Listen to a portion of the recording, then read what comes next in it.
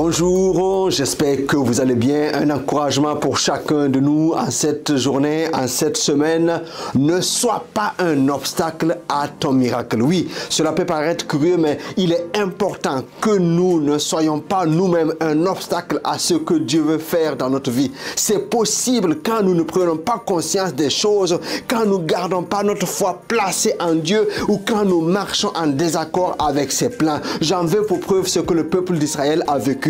Il a été sorti par la main puissante de Dieu, miracle après miracle du pays d'Égypte. Il a été conduit même dans le désert, que de miracles, que d'interventions, alors que ce peuple a été souvent désobéissant. Mais Dieu n'a pas lâché. Dieu est venu à son secours, lui a donné de l'eau, lui a donné la caille, la manne. Dieu est intervenu pour le délivrer des peuples ennemis, afin qu'il puisse entrer dans le territoire promis. Le Dieu qu'ils servent est fidèle, alors qu'il a promis de les conduire jusqu'à la terre promise. Même si ce peuple n'a pas été fidèle, Dieu est resté fidèle et a conduit son peuple jusqu'à la terre promise. Mais quand le peuple arrive au bord de la terre promise, ils vont explorer le pays et là ils disent non, nous ne pouvons pas parce que c'est des grands, c'est des géants et nous sommes des sauterelles. Et cela a fait que le peuple a dû retourner dans le désert, errer pendant 40 ans. Quelle perte de temps inutile, alors que Dieu leur avait donné le pays.